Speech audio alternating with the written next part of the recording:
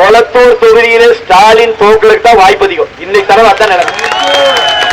கொளத்தூர்ல தோக்குறான், சேப்பாக்கத்துல தோக்குறான், அப்புறம் எங்கேயா பருகூர்ல ஜெயிப்பீங்க. பருகூர்ல நினைச்சே பார்க்க கூடாது. பருகூர் வெற்றி சின்னமாம் இரட்டை இலை சின்னம் மீண்டும் வெற்றி வருகிறது. அனைத்து இந்திய அண்ணா திராவிட முன்னேற்ற கழகத்தினுடைய ஆட்சியிலே நம்முடைய சட்டமன்ற உறுப்பினர் ஆளுங்கட்சியின் சட்டமன்ற உறுப்பினராக நடைபெறுகிற காலம் வருகிறது.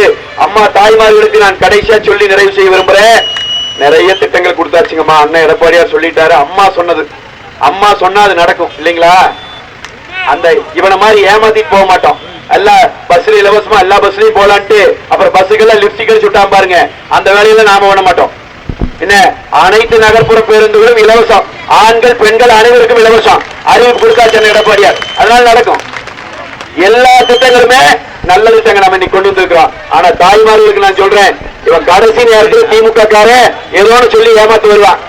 திமுக கார வந்தா கேட்க வேண்டிய கேள்வி ரொம்ப ஈஸி. சாதாரணமா கேளுங்க. எதுக்காக கரண்ட் பில் ஏத்தினேன், எதுக்காக வீட்டு வரி ஏத்தினேன், எதுக்காக குப்பைக்கு வரி போட்டேன், எதுக்காக அரிசி பருப்பு பாமாயில் பால் சகல வரையும் ஏற்றி வச்சிருக்கிறீங்க, ஏன் கஞ்சா பழக்கத்தை தடுக்கல, ஏன் போதைப் பொருள் பழக்கத்தை தடுக்கல, இந்த கேள்விகளை முன்வைங்க.